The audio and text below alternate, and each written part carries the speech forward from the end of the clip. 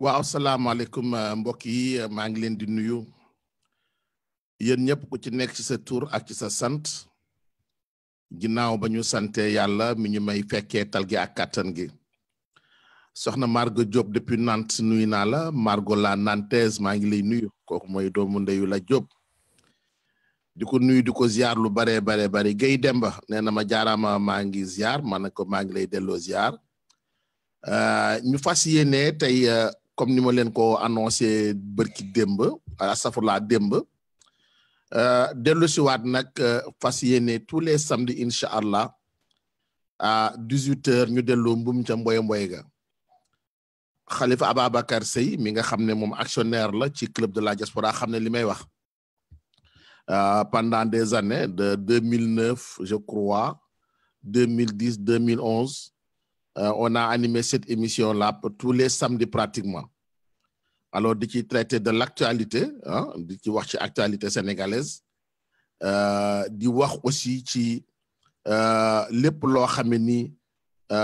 soxal na Sénégal. Pape Djibril Guissé mi ngi ñuy nuyu depuis Tambacounda maa ngi koy fay lu bare. Isaac Amadou, comment allez-vous? Mbaa yéen a ngi ci jàmm. Alors, ñu fas yéene nag dellu si waat di ko def comme niñ ko daan defee ci ay jamono fexe ba li nga xam ne moom mooy waxtaan bi ñi bëgg amal ñu di ko amal ci mun jéem suñu kéemtalaay kàttan pour mu nekk li nga xam ne nag moom mooy njëriñu askan wi nga xam ne ñu ngi ñuy seetaan ak di ñuy déglu moo tax incha allah ci kàttanu borom bi dinañ jéem di fexe tous les samedis ñu indi ay sujets yoo xam ne soit day nekk sujet d'actualité mais yenn saa aussi na nekk sujet yoo xam ne même bu nekkul actualité dina nekk li nga xam ne dafay impacter la vie des citoyens sénégalais ba nga xam ne ni du ñàkk lu ci jëm ci wàllu koom lu jëm ci wàllu nu mu tudd comme waaw économie lu jëm ci wàllu lépp loo xam ni politique lu jëm ci wàllu finance lu jëm ci wàllu droit lépp loo xam ni buñ ko waxtaanee mu impacté ñi nga xam ne moom mooy dundunu askanu Sénégal incha allahu rabbi danañ ci fas yéene def sunu tànk même bu jar ñuy woo ay spécialiste di waxtaan ak ñoom ci loolu moo tax ji ni tey ñu ginnaaw ba nga xamee ni Sénégal traversé na benn maanaam semaine bu wala boog benn période bu xaw a délicate te ba léegi sax mën nañu wax ni ñu ngi ci muy ginnaaw ba ñu génnee ci ay élection ñu fas bëgg yéene nag taxaw def benn taxaw seetlu par rapport à ces élections là ñu invité ci ay doomu sénégalais ñoo xam ni ñoom ñëpp yàlla def na ni ay ndaw lañu d'abord ginnaaw bu ñu nekkee ndaw tamit ñu nekk ay citoyen yoo xam ni jàpp nañu ni bëgg nañu seen réew bëgg nañu am fu ñu yóbbu seen réew yooyu citoyen tey lañu fas yéene amal waxtaan mu nekk suñu biir ñun entre sénégalais même bu fekkee nekk nañu ci ay camp yu wute ndax xëy na ñii ñu ngi ci ay parti politique ñii xëy na nekk ñu ci ay parti politique mais ñun ñëpp jàpp nañu ni lu ñu soxal mooy Sénégal suñu Sénégal boobu nag tey lañu fas yéene waxtaanee alors dinañ ci am ñeent invité soxna Aïda Niang nekk foofu ci Dakar dinañ ko dalal Aïda maa ngi lay nuyu. Amath maa ngi lay fay. ba yaa ngi ci jàmm Aïda. waaw ñu ngi ci jàmm. aha bu ñu jugee ci soxna Aïda Niang depuis Dakar nañu dalal Marie Rose Faye moom ma nga Paris Marie Rose maa ngi lay nuyu. waaw maa ngi lay fay Amath di rafetlu invitation bu baax a baax di nuyu également Aïda. ak li ma fi fekk yëpp. merci Marie. naka waa Paris Marie Rose. waaw ñu ngi sant bu baax de taw bu bëri rek mais ñu ngi sant. alhamdulilah dinañ ci dalal aussi notre frère et ami Bon, il n'est pas encore là mais je duggoon na léegi génnaat mais dinañ ñëw alors le temps que ñoom ñu ñuy dab ci waxtaan bi je vais rapidement demander Aïda démb c'était le 8 mars journée mondiale de la femme alors en tant que femme ban sentiment nga am chaque fois bu ñuy sargal jigéen ñi chaque fois bu ñuy célébrer cette journée ni jigéen ñi lañ koy déjee waaw dama lay remercier Amath ci invitation bi di la ziar li may wax rek mooy 8 mars à chaque fois bu ñu fa yeggsee dinañ am benn sentiment de ñu koy waxtee ni que li des bëri na parce que ñi ngi xeex les droits des femmes ñi ngi xeex li nga xam ni suñuy ak ay yelleef lañu mais ñi ngi gis ni dans une société boo xam ni comme Sénégal la en fait chemin bi gudd na te li des bëri na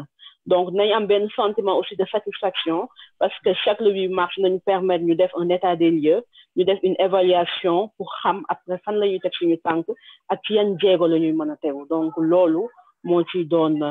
intérêt bi néanmoins à part le 8 mars je pense que lancement bi le fait de se rencontrer d'évaluer ñu continuer ci li nga xam ne moom la ñuy xeex mooy suñuy ak ay yelleef ba nga xam ne dinañu tolloo dans les années inchallah à venir je l'espère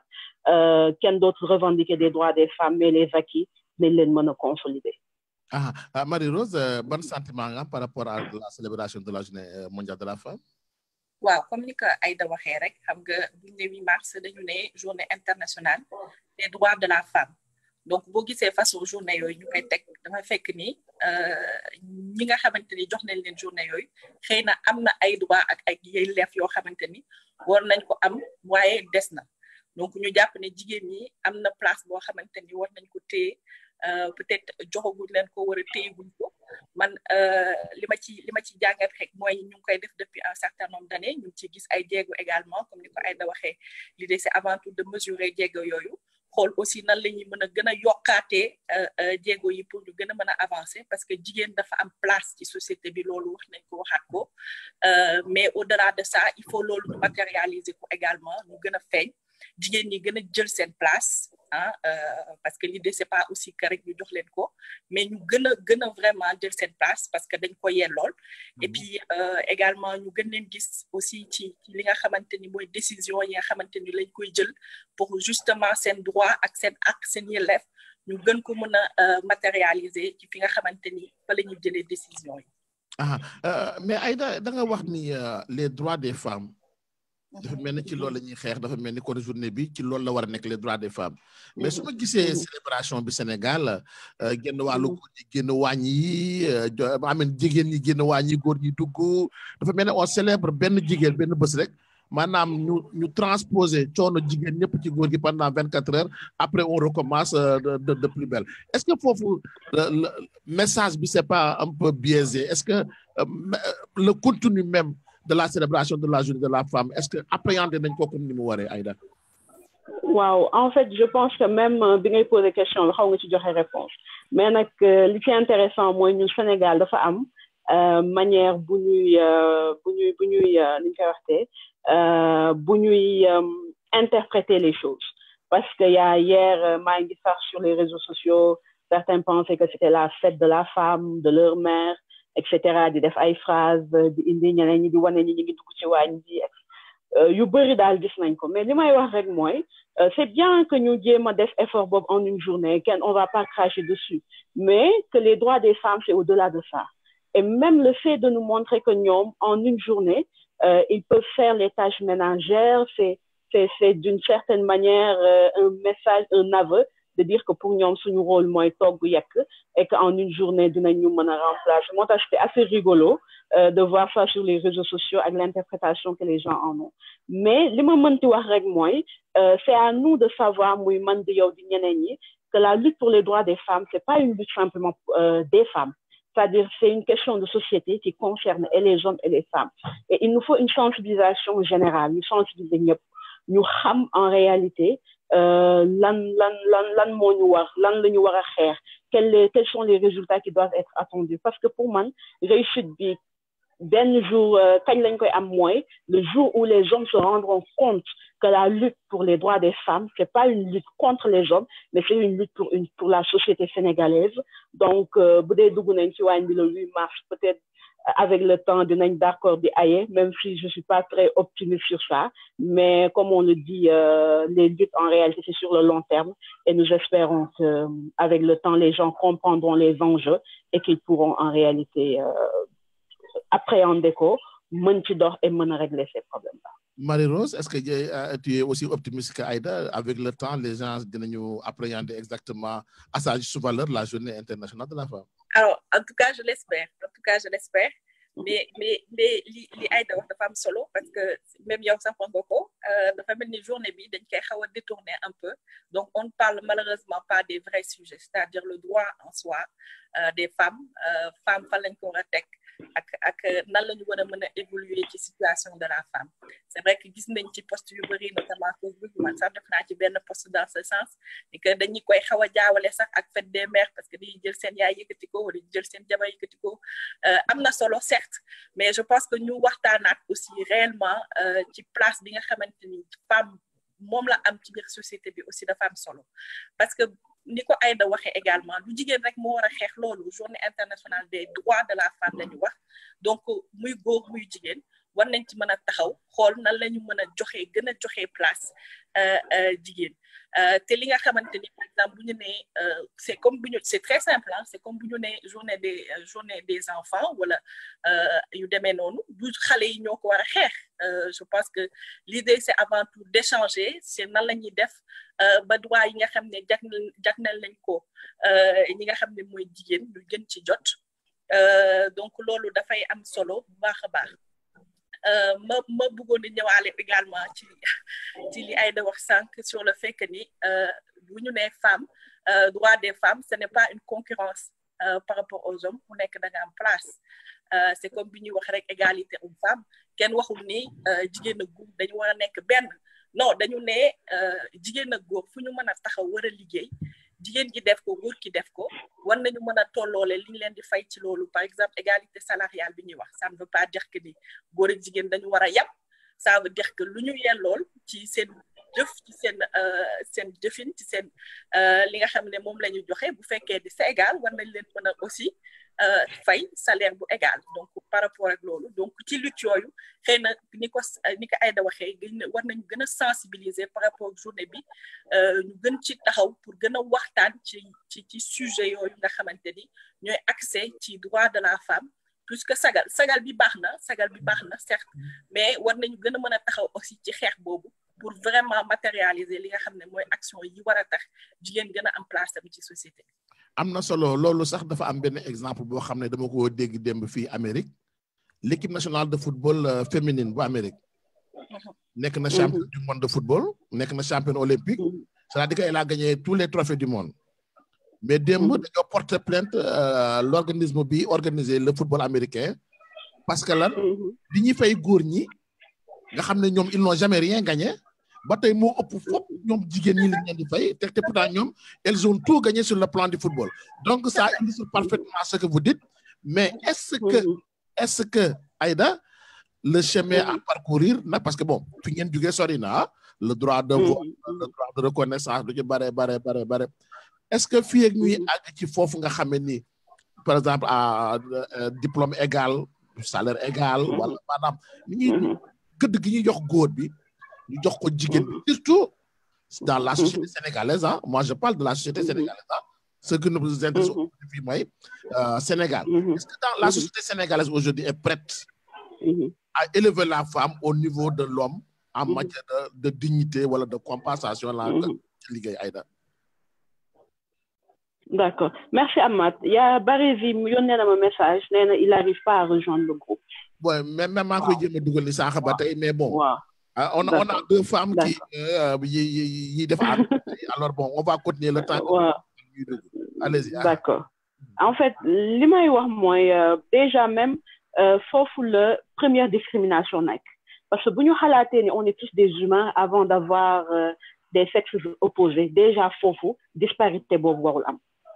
et que bu ñu nee les élever au niveau de la dignité boobu rek déjà ça veut dire que ci suñu inconscient on pense que il y a une différence wala quelqu'un est supérieur à l'autre non c'est-à-dire aujourd'hui la sensibilisation doit être au niveau de nit ñi rendre compte ni que il y a pas de différence en réalité on est d'abord des humains ñooy jàngandoo amandoo les mêmes diplômes donc warul am disparité ci question boobu maintenant comme ni nga ko waxee une lutte c'est une lutte boo xam ni semée d'embûches parce que les gens ils l'interprètent mal les gens refusent ni nga ko waxee d'accepter le fait que les femmes puissent leur dire que sur le plan du travail nous sommes égaux que waruñu am ni nga koy waxee différence de traitement et loolu tant que sensibilisation bi insister wuñ ci tant qu'il n'y aura pas des mesures fortes. Parce que des fois, sa sensibilisation du deuil, c'est comme la loi sur la parité. S'il n'y avait pas une loi qui impose en réalité mbiri à la société, donc, tay ning fi nek di def ay revendications de pourcentage. Donc, pour résumer, nañu jéem a gën a liggéey les hommes et les femmes. Et comme ni ko sama xarit di waxee sànq. ay ma interpellé foofu parce que gars yi nee nañu la loi de la parité moo tax tey aujourd'hui l'Assemblée nationale nekk la pire des assemblées nationales parce que ñi femmes de qualité yi waroon demuñu loolu looy tontu ci ñooñu di wax. li ma ciy tontu mooy l'Assemblée on pourra faire une évaluation que quand il y aura autant d'hommes nuls que de femmes nulles. Et faut fly insister parce que ils ne se sont jamais posé la question à savoir est-ce que góor ñi ils ont les compétences requises parce que depuis les indépendances de légui c'était les hommes qui étaient au niveau des assemblées est-ce qu'ils ont réussi les missions qu'on leur a données et je pense que même au-delà de ça c'est un préjugé parce que pour ñoom jigéen compétente pour ñoom il suffit d'avoir de bons diplômes de parler un bon français wala ñu nekk anglais pour avoir les capacités alors que c'est pas le cas un député il représente le peuple si muy jógee la question que ñoom di ñu war a poser mooy est-ce que les hommes et les femmes yu jógee dans leur localité est-ce qu'ils sont en train de poser les problèmes de leur localité et foofu je ne pense pas qu'il y ait aujourd'hui benn évaluation réelle pour montrer que législature bi ça a été la pire dañ ciy dem ak benn préjugé benn présomption disant que parce qu'il y a une majorité de femmes donc obligatoirement ça doit être la pire mais moi je ne pense pas su bi bokkul ci les meilleurs ni ñu koy waxee assemblée yu ñu mën a am mënul bokk ci pire yi et foofu lay gën a insister mooy ci ñoom li ñuy xaar ci jigéen ñi parce que pour ñoom il faut que c'est-à-dire fu ñu leen demander yéen Amath Diouf 1 ñun dinañu fa demander 10 donc ils nous demandent encore beaucoup plus de choses alors que ci góor ñi ci seen bopp defuñu temps d'arrêt pour xool s'ils ont les capacités il y a plusieurs lois yoo xam ne on l'a dénoncé loi Evan jigéen góor a ko def gisaguma ci benn loi bu jigéen proposé boo xam ne aujourd'hui la société s'est levée contre ça donc nañu bàyyi di def ay conclusions hâtives te ñuy apprécier les choses maintenant pour conclure ci question boobu les réformes elles prennent du temps. C'est-à-dire qu'aujourd'hui, les femmes, elles sont à l'Assemblée nationale grâce à la loi sur la parité. Mais plus il y aura des hommes et des femmes compétents. Et moi, je pense que même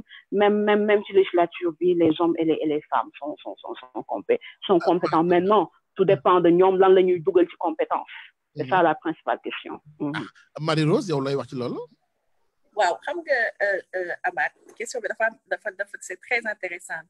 question boobu parce que xam nga ñun au Sénégal dañu am benn problème enfin du ma ne sax problème mais c'est notre situation sociétale qui fait que ni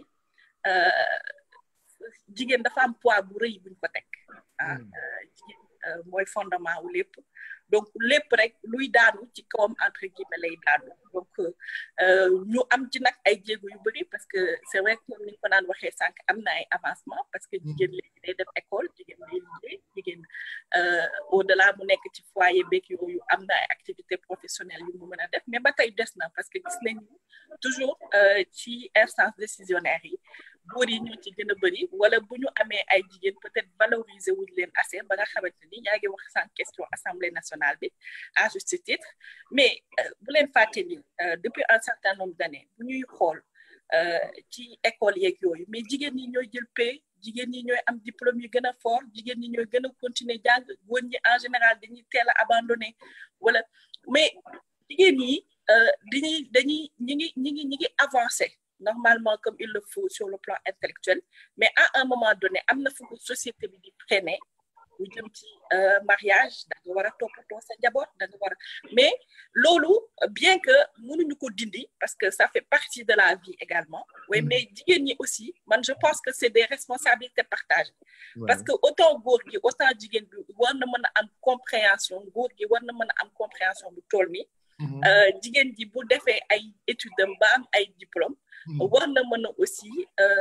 ambitionner nekk ci benn place boo xamante ni dina fa mën a liggéey toppatoo également njabootam te loolu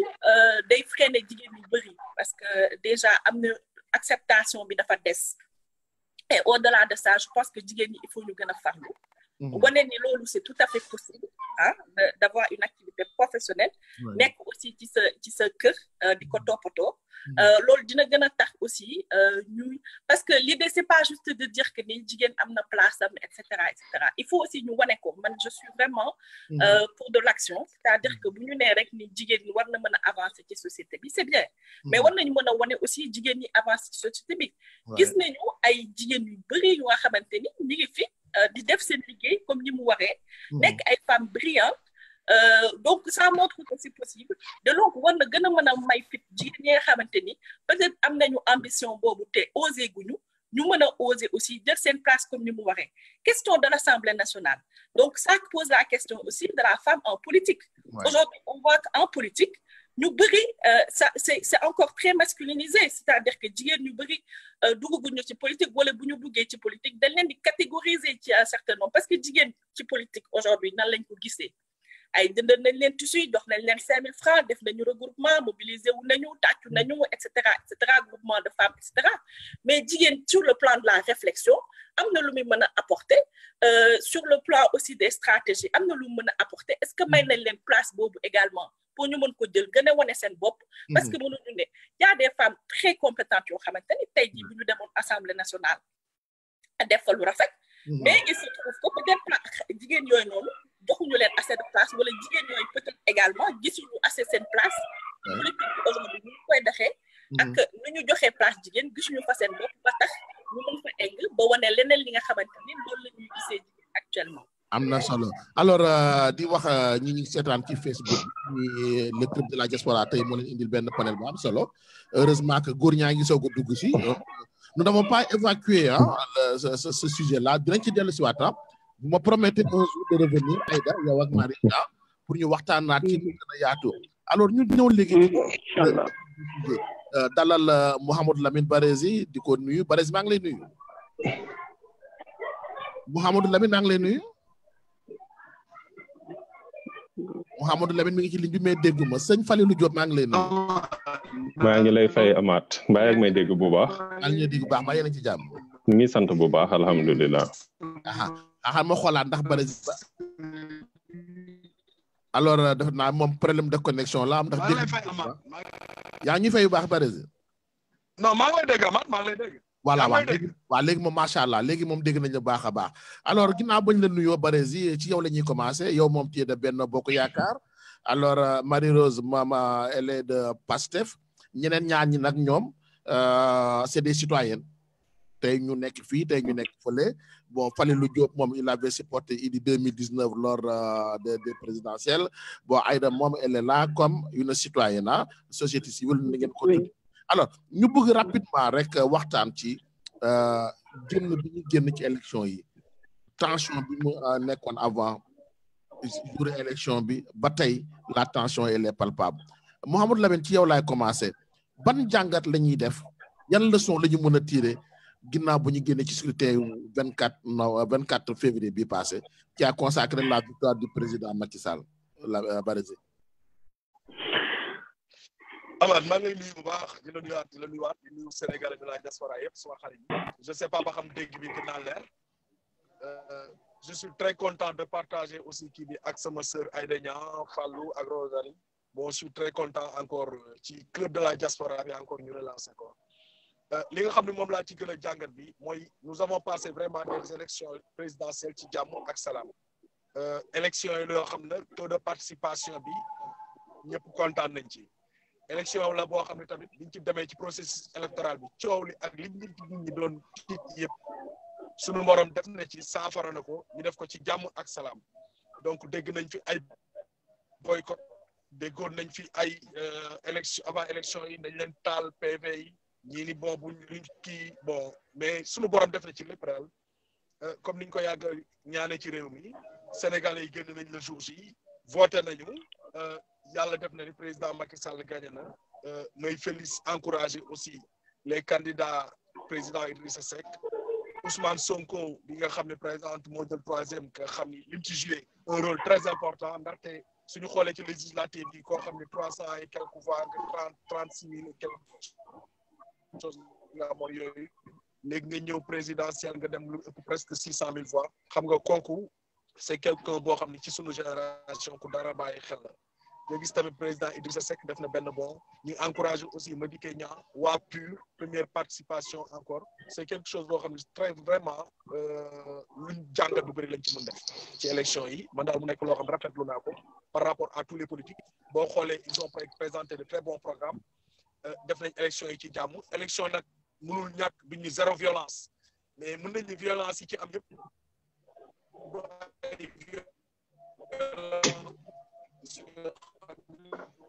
qui ont été planifiés dañ tamit di jaalewaat par cette occasion ñi nga xam ne ñàkk nañ ci seen bokkan mu nekk loo xam ne tamit lu ñu métti la mais vraiment dégâts yi c'est vraiment moindre par rapport ak merci beaucoup Mouhamadou Lamine est-ce que Marie-Rose même satisfaction boobu nga am ci l'organisation le déroulement de ces élections là. Alors élections yi moom li ñu ci mën a wax foog naa ni bëri na mais li ñu mën a jàpp rek benn déjà ci élection yi mooy c'est la première fois ñu am un président élu benn concurrent am félicité wu.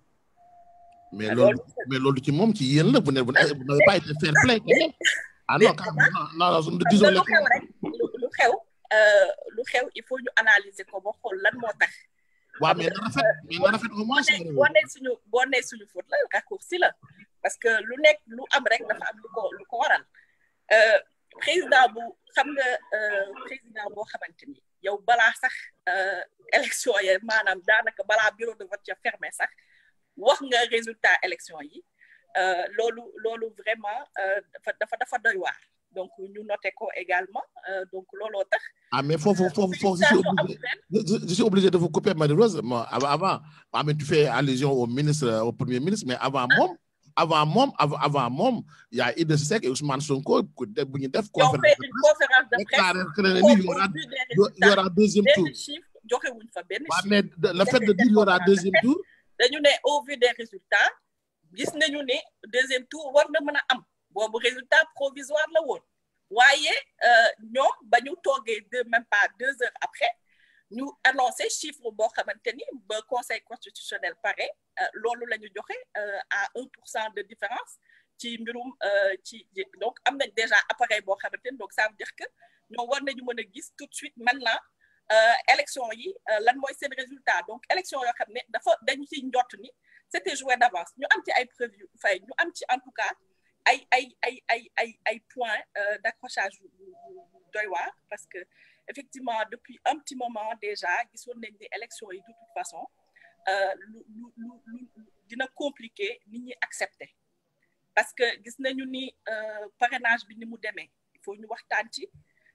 parrainage bi def nañ ko am na yu bëri yoo xamante ni waroon nañ ko ci mën a wax te waxaguñ ko ci ba tey je pense qu'il faudra qu'on le pose sur la table waxtaan ci parrainage bi parce que parrainage bi ni mu demee waruñu mën a demaat élection ci parrainage yu mel noonu parce que am na ay sanctions yu bëri yoo xam ne annoncé woon nañ ko kenn gisu ko tey kenn mënul wax kan moo parrainé kii kenn xamul liste de parrainage yi kan moo ci parrainé kii yooyu yëpp ay affaire la fichier électoral bi redistribution carte électorale bi nga xamante ni également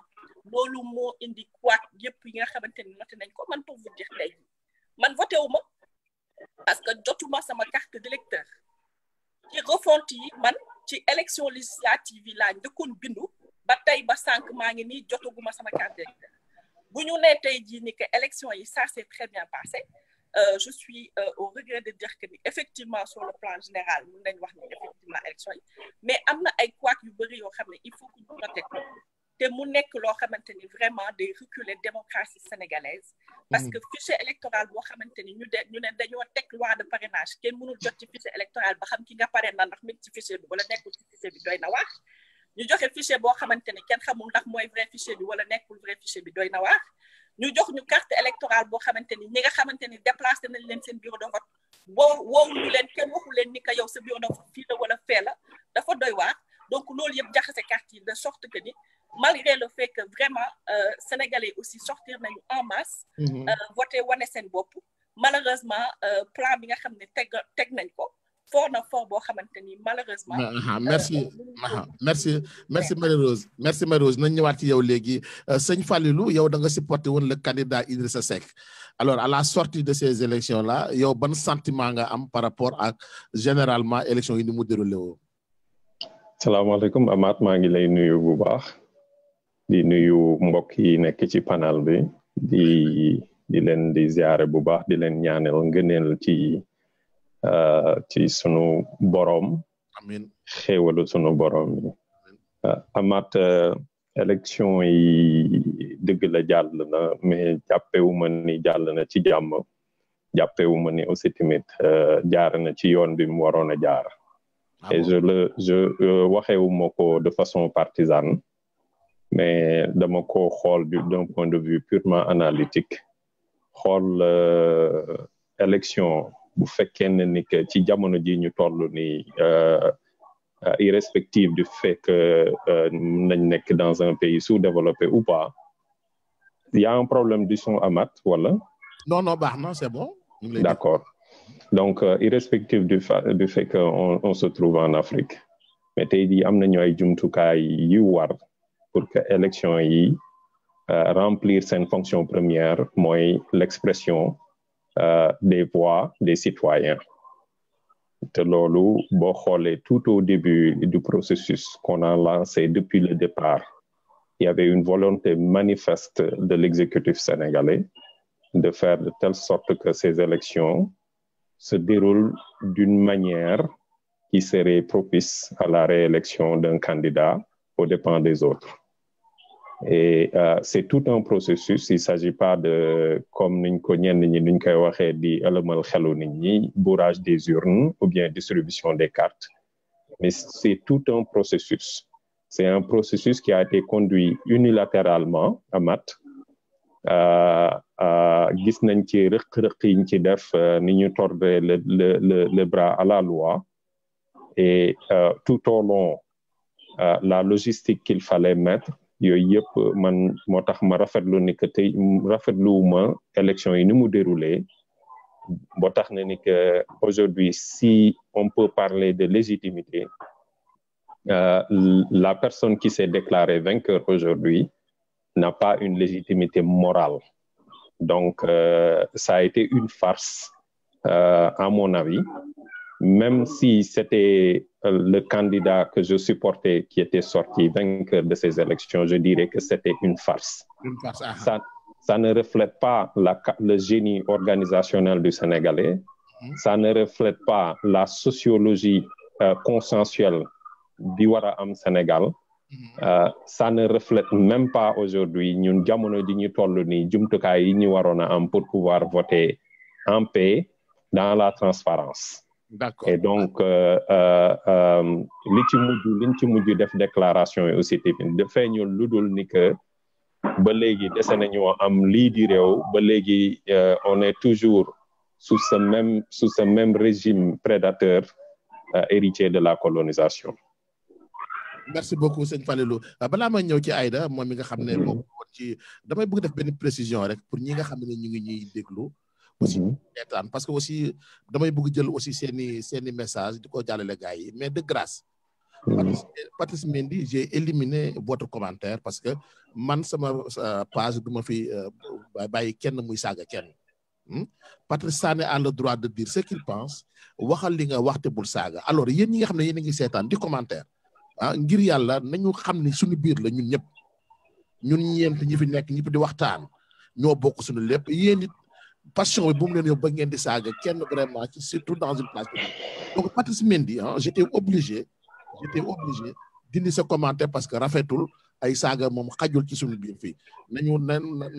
dal rek te waxtaan ci suñu biir defe naa mooy gën a jekk Aïda yow boo xoolee tey coow li wër élection yi boobu ban jàngat nga ciy def est-ce que Sénégalais tey am nañu maturité cette maturité démocratique là dem ay élection génn ci jàmm ñëpp demaat ci sans pour autant que coow li bañ a bari ban jàngat ngay def au sortir de ces élections du 24 février.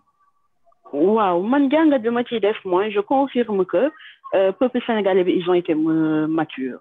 parce que dem nañu voté nañu ci jàmm malgré que durant la campagne électorale amoon na quelques violences mais on a vu qu'au lendemain des élections yëngu bu bëri amul et ils ont été matures, le taux de participation aussi c'est à apprécier maintenant aussi les nuñ ko jàng di ci mën a am après ku ci nekk ak sa angle bi ngay taxaw pour mën ko apprécier ak conclusion bi ñu ci def mais man li ma ciy noté et je pense que c'est ça le plus important c'est la maturité des Sénégalais qui sont dans le calme qui sont partis voter dans le calme et qui sont retournés chez eux de manière générale man loolu laa mën a jàngat ci élection et aussi la responsabilité des leaders politiques parce que am na benn discours bu ñu doon tenir rek yaakaar naa ni tey pour ñuy ñëw nii di toog ay live nii di mën a wax de manière aussi sereine du am donc et de part et d'autre man loolu laa mën a apprécier ci élection yi ñu jàll. Mouhamadou Lamine damay ñëw ci yow mi nekk benn bokk yaakaar dégg nga lu Marie wax dégg nga lu sëñ Fallil wax Fallil nee na farce la que les moom nee na sax jotul kartam le processus électoral ci boppam gars yi nee nañu dañ ko saboté gonflement de certaines zones maanaam yenn zones yi surtout au nord on a entendu le porte-parole de la Sénat mais surtout li ci gën a doy waar mooy gis nañu ni par exemple ci benn la Sénat xam ne moom moo superviser lépp dañ ko mettre sur la touche am na yoo xam ne ay acquis démocratique la woon Sénégal amoon ko par exemple ki organisé du far du bokk ci fenn ak yeneen yoo xam ne Sénégal amoon na ko ba mu jaral ko 2 alternances est-ce que tey au vu de yooyu ñu jëlaat yëpp génne ko amul un certain recul démocratique par rapport à l'élection de cette élection Barézy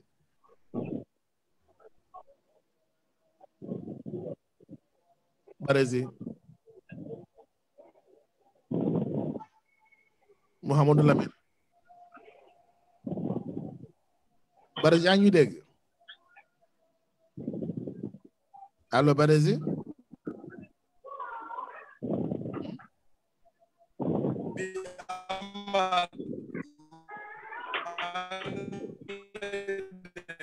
ñun ñoo la déggul sama waay sa affaire bi dafa mel ni micro bi baaxul daal dommage que dégguñu ko bu baax Mouhamadou Lamine Barézy mais donc on va essayer d'avancer parce que dégguñu ko bu baax moom Barézy xam naa nu mu tudd connexion boo xaw doy waar alors allo waa Barézy nga ni Barézy sa micro baaxul donc on va essayer d'avancer dina xaw a métti sans lui moom du xaw a équilibré ñun ñoo la déggul mais ñun ñoo la déggul li ngay wax dafay dagg c'est haché dafay haché quoi Barézy ñun ñoo la déggul li ngay wax dafay haché bu fekkee mën nga génn duggaat peut-être dina tane alors dinaa sauter question boobu ñëw directement ci Marie-Rose Marie je crois que dégg nga lu Aïda wax sànq la maturité sénégalaise gën nañu en masse voté malgré li ñu doon dégg yëpp Sénégalais yi gën nañu en masse dem voté ji ba pare nag génn parce que record la 66,8% taux de participation record la ça montre la majorité sénégalaise est-ce que amul déphasage entre la majorité du peuple sénégalais ak vous les politiciens nga baal ma ci expression bi Marie-Rose alors politiciens yi kat ci Sénégalais yi la ñu bokk donc je pense que amul différence mais déphasage non man gisuma déphasage parce que pour man ba tey jàpp naa ni l'expression des Sénégalais yi nga xamante ni waroon nañ ko yoon yi gisuñu ko parce que clairement ni ñu defee élection yi moom moo tax sànq sama xarit wax na Falilou sànq processus bi de A à Z moom la ñu bafoué de sorte que ni ñu ko waree woon a gisee ni ñu ko waroon a defee de manière démocratique defee wuñ ko noonu man centre bi ma voté mooy Paris juste exemple rek laay joxe jusqu'à 18h30 pile de récépissé yi nga xamante ni nit ñi ngi daan uti seen carte bi ngi tolloon nii ñu téye ko nit ñi jotuñu seen carte loolu il faut le dire au-delà de ça ñu bëri ñi nga xamante ni waroon nañu mën a voter war a dem seen centre de vote voter parce que expression des Sénégalais mooy lan ñu ne am na 6 millions il y a une majorité de personnes qui ont voté certes mais am na ñu bëri yoo xam ne waroon nañu voter te voté wuñu loolu aussi il faut le dire man li nga xamante ni fa laa bëggoon appuyer vraiment mooy li nga xamante ni mooy électeur 57% ñu ne 58%. Idi am lu toll ni ci 20% Ousmane Sonko am lu toll ni ci 15%. mu nekk loo xamante ni vraiment ñun dañ koy ñaawlu parce que élection yi ñu demee comme li ñu waxee sànq dans le nord nga xamante ni wax nañ fa ay affaire yu doy waar yu demee ni ay conflit ay chiffres wala affaire yooyu noonu foofu nga xamante ni peut-être éventuellement am na ay chantage ba demoon nga xam ne représentants yi nga xamante ni opposition waroon nañ ko fa am amuñu ko fa ba ñu mënuñu saytu clairement li nga xamante ni moom moo fa xew ba xam ndax clairement expression des Sénégalais ñëw na fa clairement ou pas donc pour man très clairement aujourd'hui élection yi ni mu demee doy na waar boo xamante ni bien que dañ koy respecter parce que on est aussi dans une démocratie gis nañ ko majorité des Sénégalais yi nit ñi génnuñu xeexuñu xuloowuñu mais je pense que ni war nañu mën a aussi bu ñu ne nit ki defu fi lu baax war nañ ko mën a wane aussi d'une autre façon. waaw mais Sénégalais dañu nekk. da nga wax lu am importance léegi ne nga même quel que soit les couacs dañ koy accepter te avancer donc est-ce qu'il n'est pas temps aujourd'hui que par exemple vos leaders félicitent le président gagnant ñu avancer nag. bu ma nee accepter c'est une autre chose c'est une manière de faire une autre lutte. Ah bon? Parce que bien sûr duñu jël Macky Sall génnee ko ci palais bi ne ko génnal doo nekk président de la République on va continuer la lutte élection yi jàpp nañ ne ni mu demee waru woon a demee nii parce que am na ay droit de l'opposition droit des citoyens yi nga xamante ni fondamental yoo xam ne respecté wuñ ko élection bi joxe na ni Sénégal nag moom la ñu am moom moo ñu gën a lu nekk duñ ko taal ngir Macky Sall loolu mooy wax ji. Merci beaucoup Marie-Rose alors ñu jëlaat Barézy ndax yaa ngi dégg léegi Mouhamadou Lamine allo Barézy ma xool ce qui ne va pas avec Barézy allo Barézy donc dinañ ko essayer waat sëñ Falilou est-ce qu'il n'est pas temps aujourd'hui d'avancer lii am na loolu olof di wax bu ndox tuuro an baax des on ne peut pas revenir sur les élections les instances yi nga xam ne ñoo war a joxe résultat yi joxe nañu résultat et les autres candidats defuñu benn recours loolu mooy ñoon kon accepter nañu résultat yi en tant que tel ku accepter résultat yi en tant que tel nag est-ce que l'élégance républicaine warul woon tax nag moom Idrissa Seck moom Ousmane Sonko moom Madické Niang ak moom professeur Issa Sall féliciter président parce que nag c'est une tradition bien sénégalaise depuis 2000 am nañu ko 2000 tamit nekk na fi mi ngi commencé établir comme étant une tradition ñàkk koo def aussi est-ce que du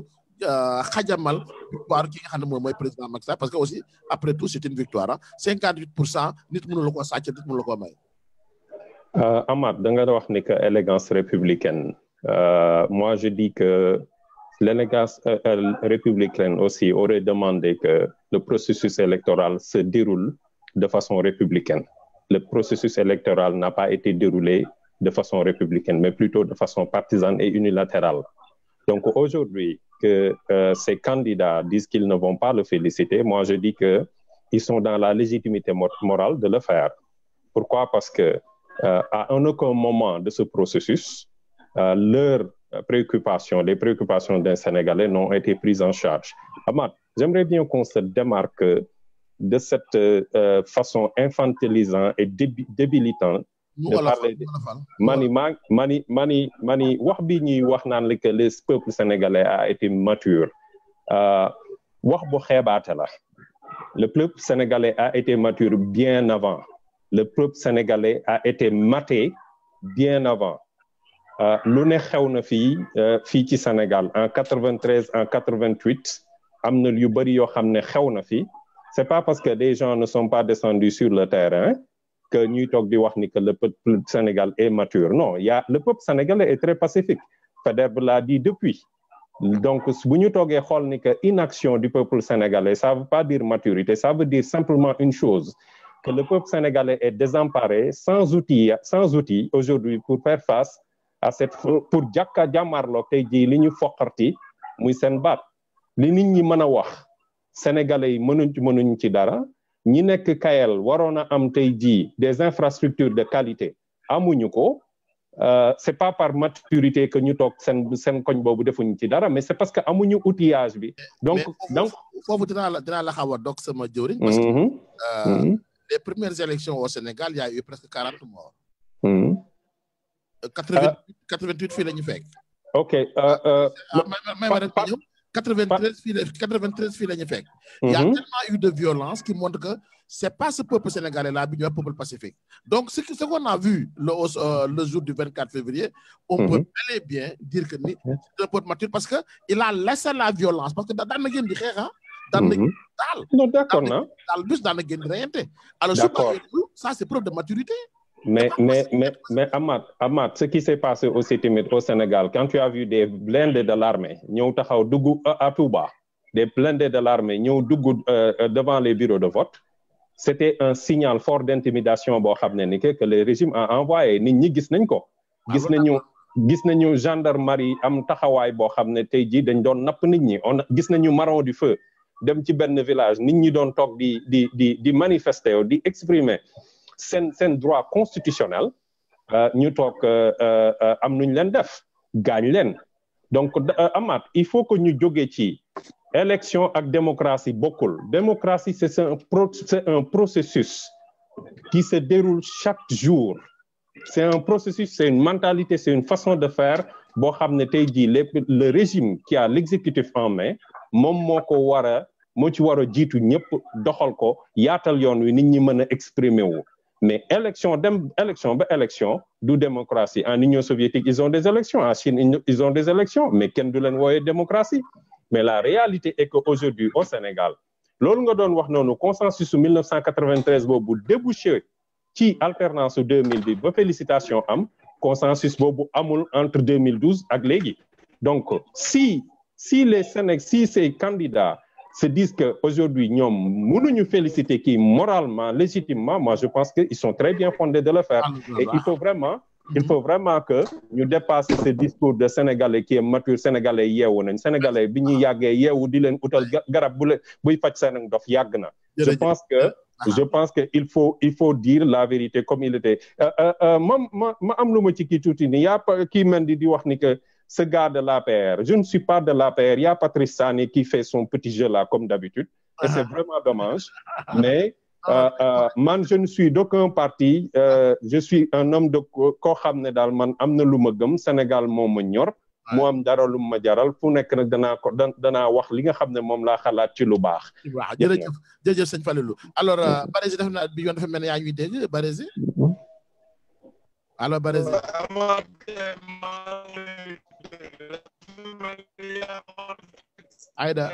Aïda sa càmmiñ bi foog nga jox ko connexion Aïda ñaa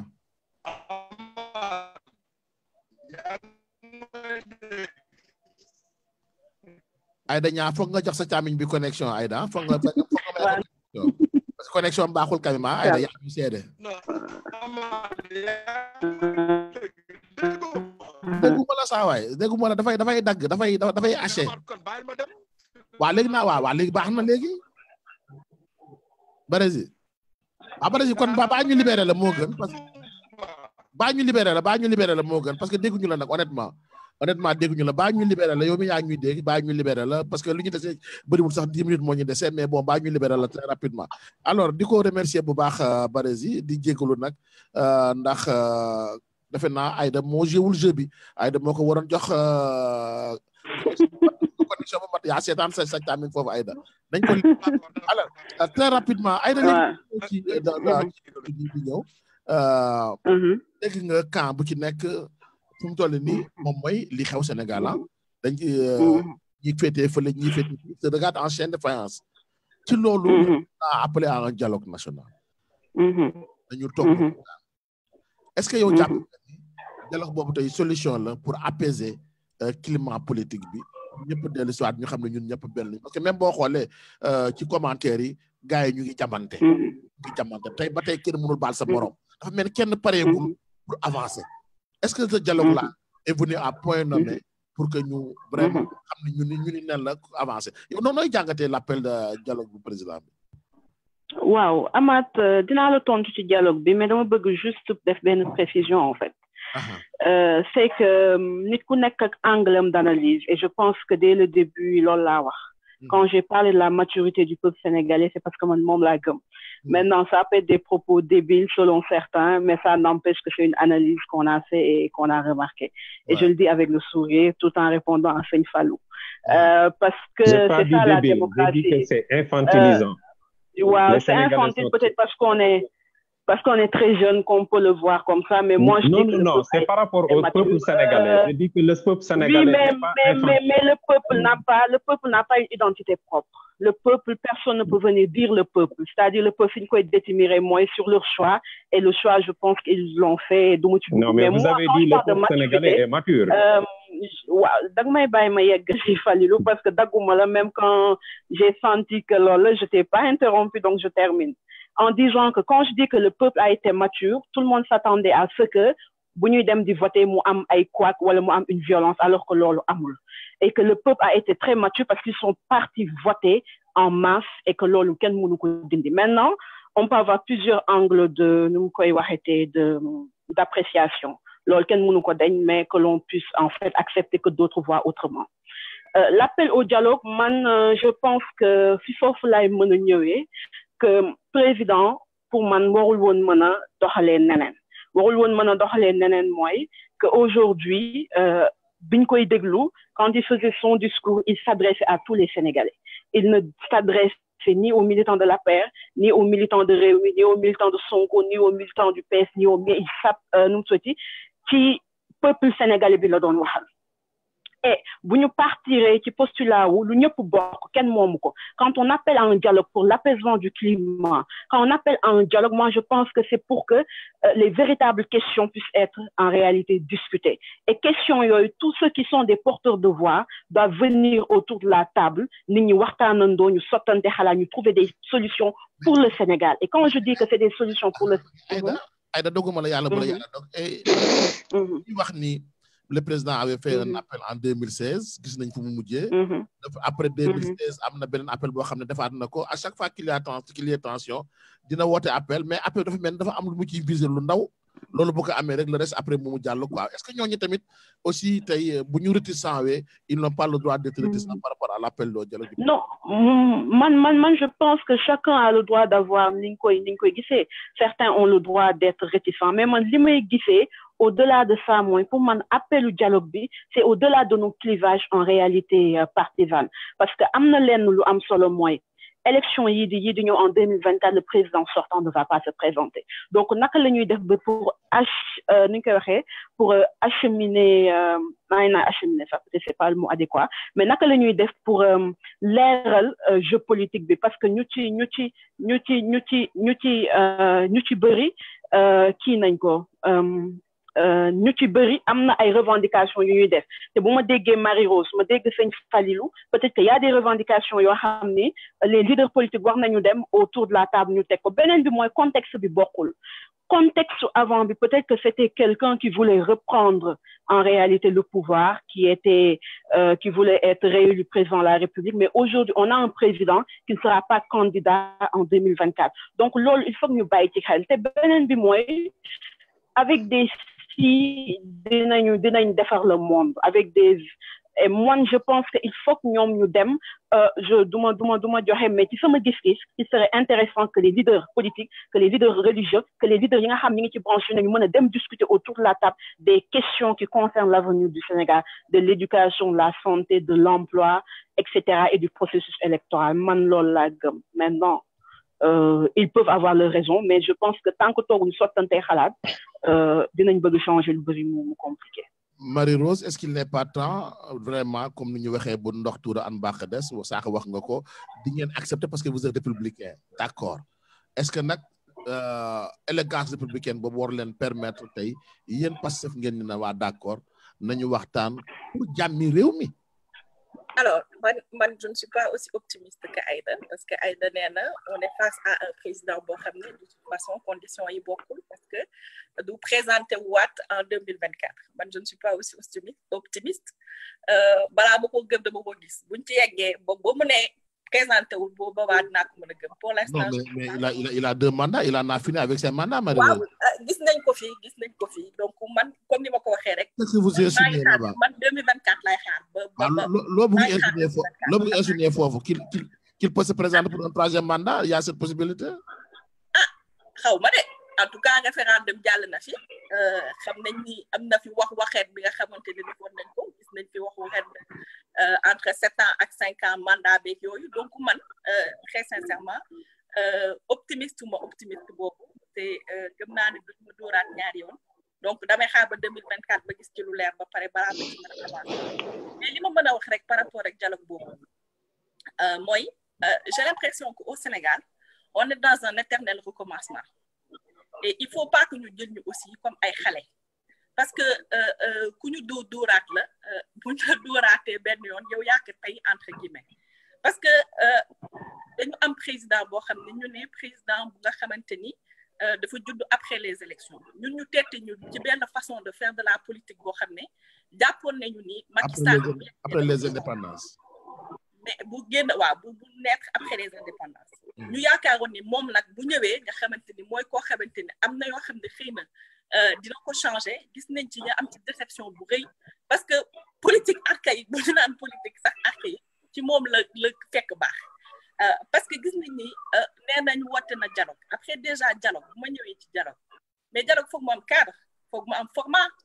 foog mu am un sujet foog mu am un objectif foog mu am un résultat préalable Aïda wax na sànq ni dialogue bi mu woote sénégalais yëpp la ko woote donc ok donc woowul opposition ne leen kaay leen toog sénégalais yëpp la woo ne leen kaay leen ñu dialogue donc dialogue boobu nan la nar a demee bëgg naa ñu wax ñu ko donc je pense que c'est encore ay manières yoo ay manières la yoo xamante ni pour discréditer opposition ma bëgg a préciser waale ni que coalition en tout cas Sonko président Ousmane mais le président a été très clair dans son discours nee na certes il y a des couacs bañ na ko ba sax c'est déjà voilà d'accord bañ na ko ba sax ba ne même le parrainage on peut en reparler mais li muy bañ mooy mais xam nga woote woon na fi dialogue xam nga aussi Amath il faut que comme ça que ni ko Falilou waxee il faut qu'on mette les choses aussi sur la table ñu wax mën a ñeme wax dëgg bi ba ñuy wax dialogue sur le pétrole fekk signé na ay contrat ba pare ñu def dialogue sur le pétrole ñu teg ko ci table ji parrainage woote woon na fi dialogue am na lu ñu fa waxoon est-ce que respecté nañ ko référendum bi am na dialogue bu ñu fa waxoon est-ce que am na dialogue bu ñu fa woote woon def nañ ko est-ce que respecté na ko xam nga koo xamante ni dalaa dóor xam nga bu ñu nee tey jii woy président la c'est normal mu woote dialogue mais man ku ma nax ñu nekk ci jàmmaarloo nga nax ma jël samay droit joxoo ma ko nga bëgg tey nga ne léegi lépp li ma amoon li ma njuuj njaaj yëpp ba am li ma bëgg am naa ko léegi nag kaay toog ñu waxtaan boobaa dama ñàkk fayda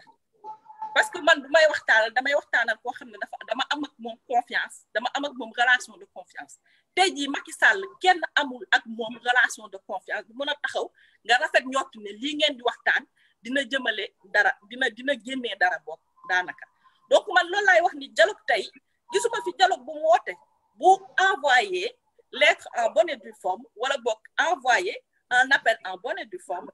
ci coalition Sonko président wala ci opposition bi de manière générale luñ koy tontu dinañ ko tontu mais man jàpp naa ni dialogue wooteegu fi dialogue parce que appel au Sénégalais di ko ay daw xëy dama du ma ne sax appel au dialogue appel au Sénégalais la def léegi bu bëggee dialogue nag dëggantaan Mame Ndiaye am na ay voies et moyens fi ñu jaar donc bu ca jaaree bu boobaa dinañ ko répondre ci loolu mais ce qui est clair ce qui est sûr c'est que ñun en tout cas waa opposition te ñun rawatina waa coalition Sonko président nañu continuer ci liggéey bi nga xamante ni ñu ngi ko naan liggéey depuis le début sénégalais yi rafetlu ko aussi parce que am nañ plus de 600 000 voix alors que élection législative yi nga xam ne moo passé jàll ñu woon sax ci 40 000 voix donc mu nekk avancé boo xamante ni noté nañ ko ci élection yi donc ñun li nga xamante ni moom lañu sénégalais yi sas dinañ continuer di combattre ba nga xamante ni duñ ko may leen loo xamante ni sénégalais yi ñoo ko moom keneen jot ko donc ñun dañu jàpp ni lii ñëpp bokk dañ cee war a jot donc combat boobu dinañ ko mëne dinañ ko continuer inchallah combat électoral bi ci mel ni parrainage bi dinañ continuer ci ci wax.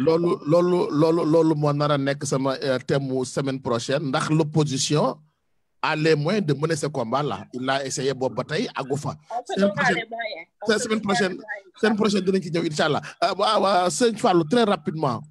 Quelle va être l'attitude du Sénégalais lambda yow tey boo doon conseiller les partis politiques doivent-ils répondre favorablement à l'appel du président ou non? Moi, je dirais que de ne pas perdre leur temps, mais plutôt de s'organiser eux-mêmes pour, entre eux, se doter des moyens nécessaires. Ñu am jumtukaay yi ñu war yi war ndax élection locale yaa ngi nii di ñëw te tey ji am na lu ñu war a liggéey seen biir mooy am doole bu mën a jàmmarloo ak régime bi fi nekk pour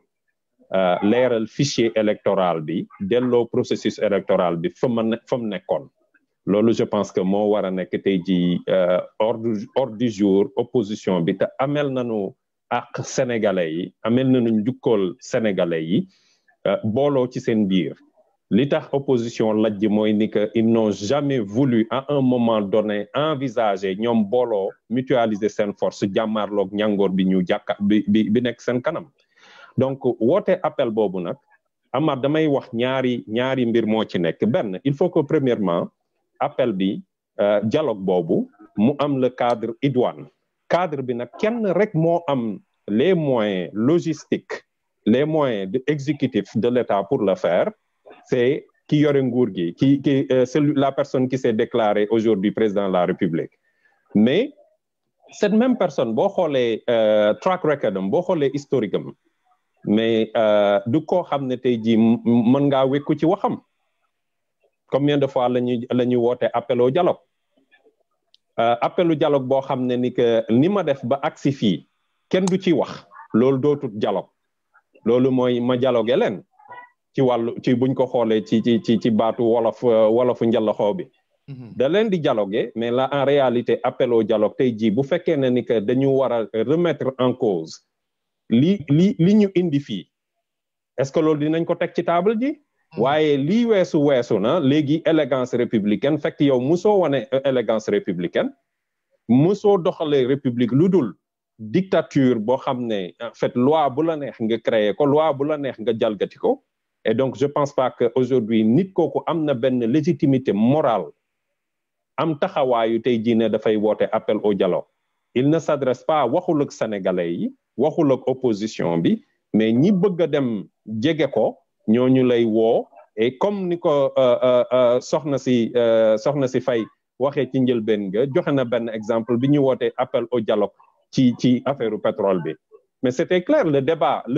débat était très bien encadré donc ci li ma bëgg ngeen di wax rek ci ngeen di wax bu ngeen ñëwee tamit ñu dem def ko benn taaxuraan bu rëy finalement le Sénégalais lambda sera déçu. am na solo sëñ Falilou damay jégalu ndax temps bee ñu dab. te foog nga libéré sama gan yi yow si sa bopp. alors nekk damay jël un dernier mot ci yow laay commencé waat nag soo ko terminé ci Aïda ce dernier mot par rapport ak waxtaanu tey bi mais aussi par rapport ak ëllëgu seen. Amath sama dernier mot lenn rek lay doon mooy wax ñi nekk ci kujje gi opposition bi di leen fàttali seen devoir envers les Sénégalais. bàyyi leen xiiroo be ngaayoo bi te ngeen booloo bu ngeen demee benn def ngeen ko ci référendum bi def ko ci législative yi def ko ci présidentielle bi ñàkk bu ngeen ko defee ci local yi tamit ci ñàkk rek ngeen di mujjee mbooloo mooy doole li may wax mooy kii fi nekk tey jii nii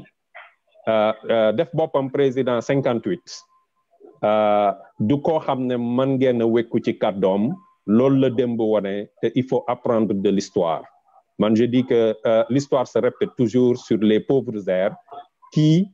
n'apprennent pas leurs leçons de l'histoire donc sama kàddu bu mujj mooy ci loolu na gaa yi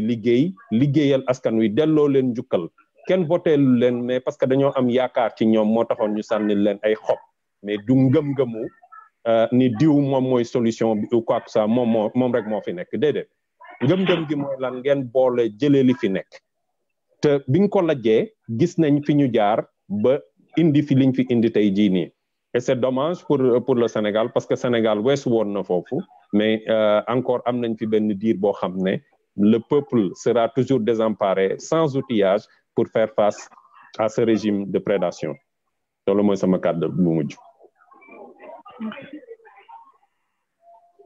Marie, je pense que tu peux prendre Amath à quitter. Amath à quitter. Waaw soxna Marie.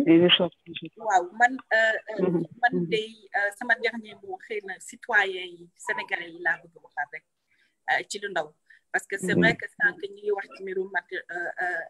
participation bi nga record bi nga xamante ni sénégalais yi def nañ ko ci élection yi mais doyul ñu koy war a gën a yokk dañu war a nekk ay citoyen actifs yoo xamante ni du rek citoyen ak def sa devoir du rek heure élection nga jël sa carte dem te aussi ngay bàyyi xel ci politique yi ñu koy mënee ci décision yi ñu jël est-ce que am na njëriñ pour Sénégal est-ce que njëriñu Sénégal mi ngi ci am nekku ci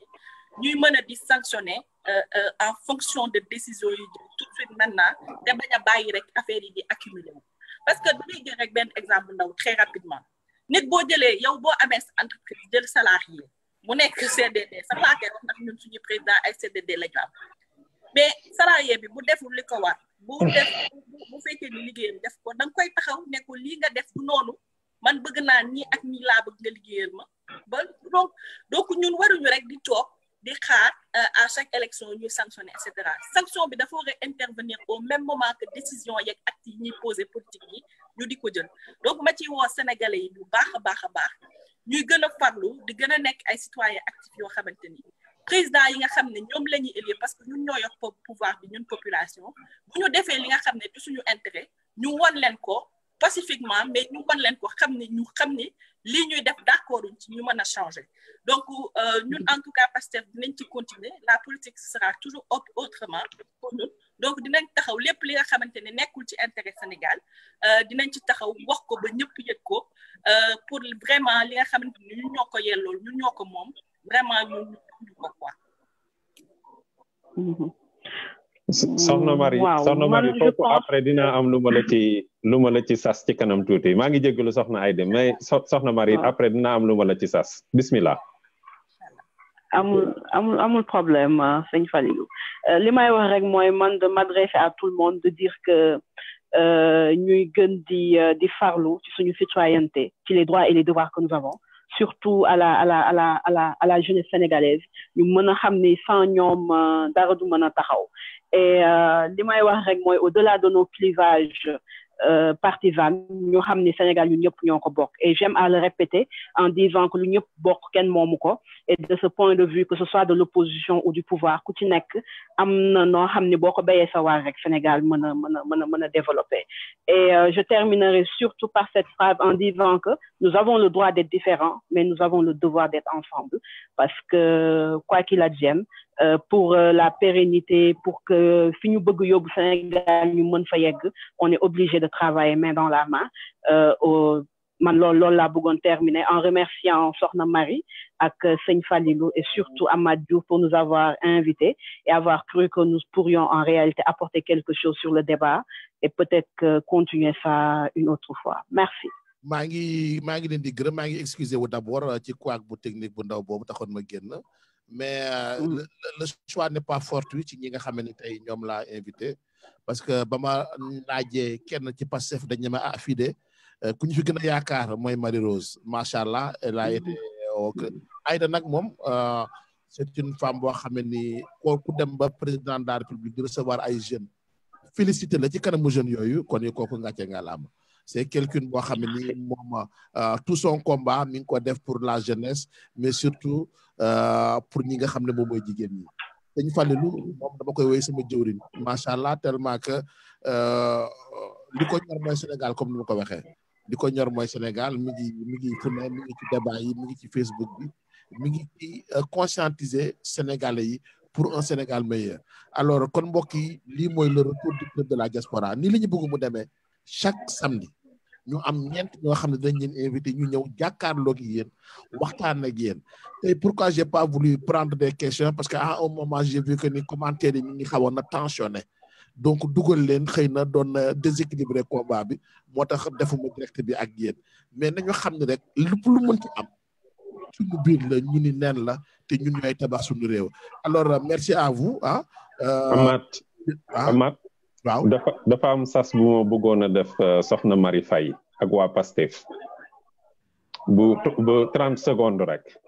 dama soxna Marie dama leen di ñaan ndax yaakaar bu ngeen yëkkati Sénégal tey jii nii dafa li nga wax sànq ci laa bëgg rek wëy ci loolu da nga ne citoyen yi seen engagement ñu koy matérialiser bés bu ne